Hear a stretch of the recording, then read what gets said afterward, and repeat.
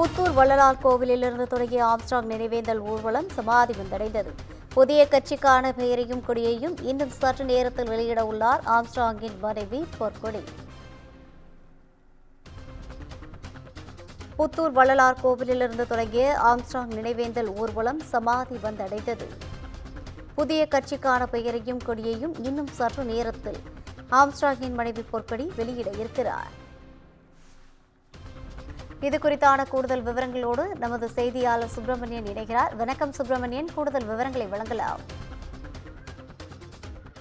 பகுஜன் சமாஜ் கட்சியுடைய மாநில தலைவராக இருந்த ஆம்ஸ்ட்ராங்குடைய நினைவு நாள் இன்று அனுசரிக்கப்படுகிறது.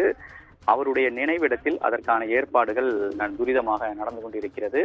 நினைவிடம் முழுவதும் மலர் வளையால் அலங்கரிக்கப்பட்டு அதற்கான ஏற்பாடுகள் செய்யப்பட்டிருக்கிறது. அது மட்டுமல்லாமல் தனியாக விழா நடைபெறுவதற்கான இடத்தில் ஒரு மேடை அமைக்கப்பட்டு புத்த பிட்சுகள் அங்கு வந்திருக்கிறார்கள்.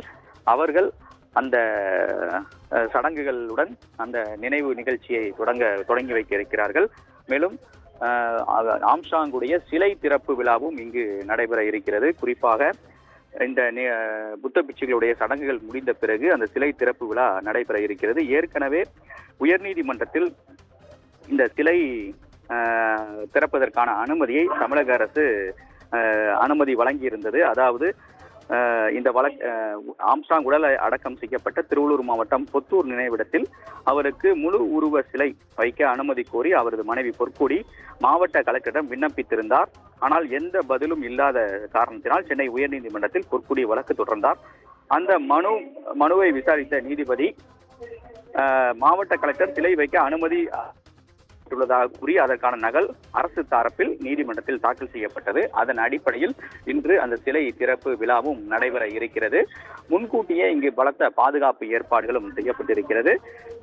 ஆவடி காவல் ஆணையரகத்துக்கு உட்பட்ட பகுதியாக இந்த புத்தூர் பகுதி என்பது வருகிறது. அதன் அடிப்படையில் பலத்த பாதுகாப்பு ஏற்பாடுகள் செய்யப்பட்டிருக்கிறது. நினைவிடத்திற்கு வரக்கூடிய வாகனங்கள் அனைத்தும் முழுமையாக சோதனை செய்யப்படுகிறது. வாகனங்கள் நிறுத்துவதற்கென்று காவல்துறையின் சார்பில் தனியாக பார்க்கிங் வசதியும் செய்யப்பட்டிருக்கிறது. முழு ரோந்து பணியும் தீவிரப்படுத்தப்பட்டிருக்கிறது. இதற்கிடையில் இந்த நிகழ்ச்சியில் முதல் கட்டமாக பேரணி, தற்போது நினைவேந்தல் பேரணி என்பது நடந்து கொண்டிருக்கிறது. புத்தூர் வள்ளலார் கோவிலில் இருந்து நினைவிடம் வரை இந்த பேரணி தற்போது நடந்து கொண்டிருக்கிறது. அந்த பேரணியில் ஆம்ஸ்ட்ராங்குடைய மனைவி பொற்கொடி மற்றும் குடும்பத்தினர், அதே போல பகுஜன் சமாஜ் கட்சியை சேர்ந்த நிர்வாகிகள் கலந்து கொண்டிருக்கிறார்கள்.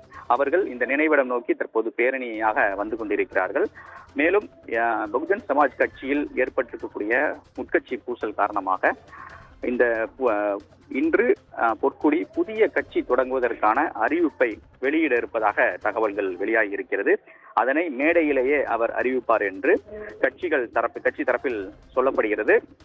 ஆனால் கட்சியுடைய பெயரோ அதனுடைய விவரங்களோ இதுவரை தெரிவிக்கப்படவில்லை. ஆனால் அறிவிப்பு வெளியாகும் என்று தெரிவிக்கப்பட்டிருக்கிறது.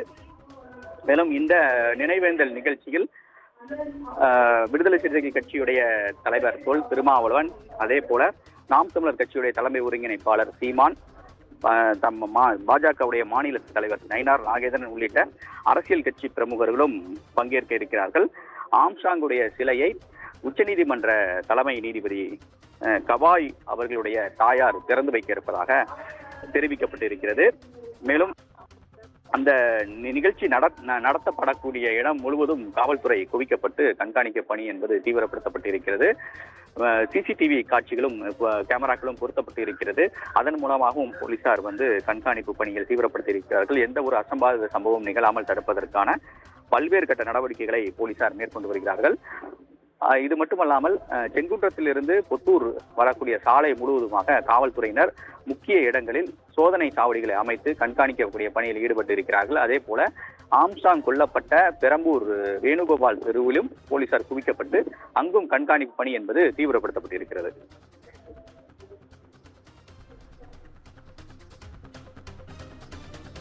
விரிவான தகவல்களை வழங்கியமைக்காக நன்றி சுப்பிரமணியன்.